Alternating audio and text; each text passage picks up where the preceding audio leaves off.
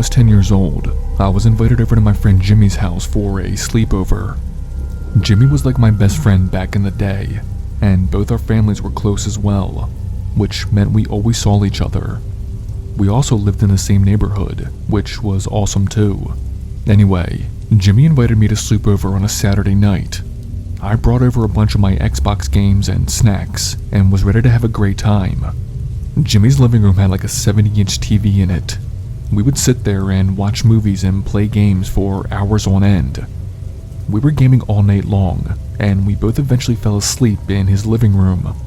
I remember I woke up really late at night, I think around 3 a.m. I woke up freezing cold because I wasn't inside of my sleeping bag. It was really dark in the living room, and I saw Jimmy fast asleep on the couch.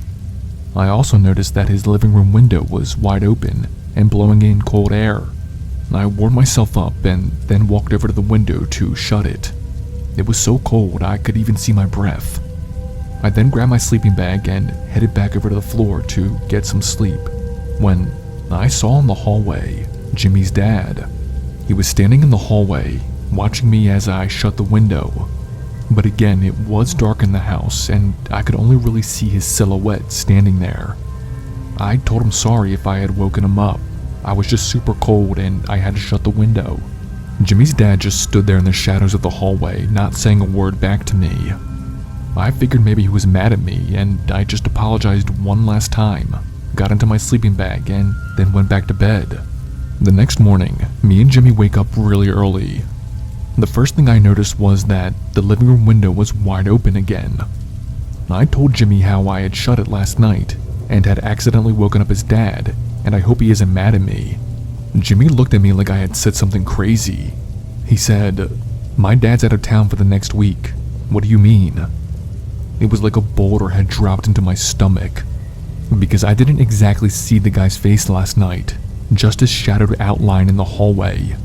But he was definitely an adult man, so why would I not assume it to be Jimmy's dad? We went and woke up Jimmy's mom. I told her what I saw last night. She took it very seriously and started to investigate throughout the house. We come to find out, prescription drugs, tablets, and a few watches and jewelry were all missing. They were robbed. And here's the even creepier part. Whoever the intruder was came in through the living room window, which was where Jimmy and I had fallen asleep. He could have done anything to us, and I just let him go because I thought he was Jimmy's dad. It was the scariest sleepover experience that I ever had.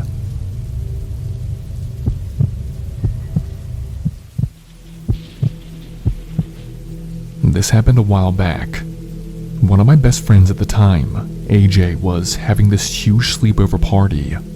It was his birthday, and he was throwing a big party in his backyard, and then all of us kids were invited to spend the night.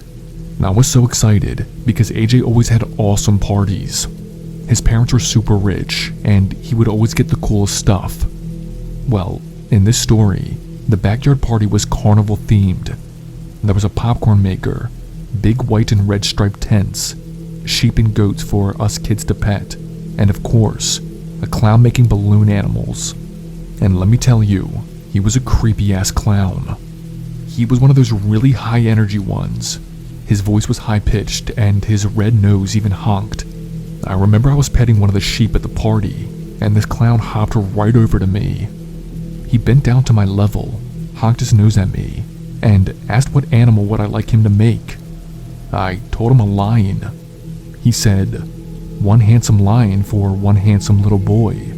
He blew into this long red balloon and made the lion literally within seconds. He handed it to me, laughed, and said, "I'll see you around, kiddo. I won't forget a handsome face like yours." At the time, I didn't realize how strange or concerning his behavior was.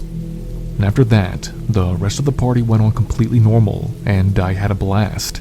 When it finally ended, we all went into AJ's house for the night to play more games, eat food, and finish the night off with a sleepover.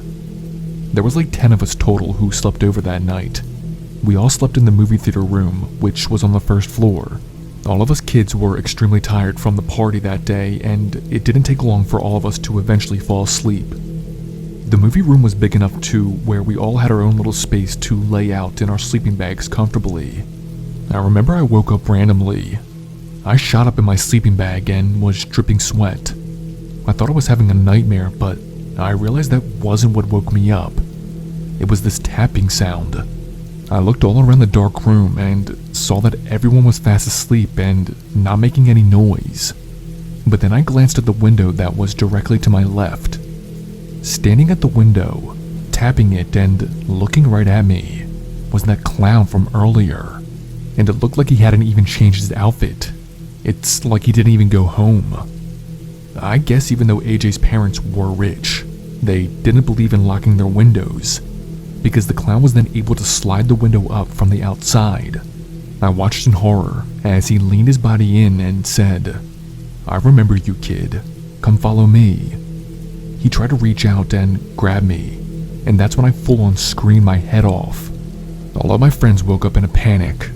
They all looked over at the window, see this clown trying to grab me and pull me out of the window. They start yelling, and some get up and start throwing shoes and other items at him. The clown leaned back out of the window, laughed this high-pitched laugh, and then sprinted away into the night. AJ's parents came in shortly after, and we had to explain the whole thing to them. Even law enforcement had to come out and do an investigation. Turns out they got this clown from some shitty website, and he wasn't able to be tracked or contacted. The only thing they could find was the red nose he'd left behind outside. This happened a while back, and the clown was never caught. It's scary that he could still be out there, being around kids dressed as a clown. Be safe, everyone, and thanks for listening.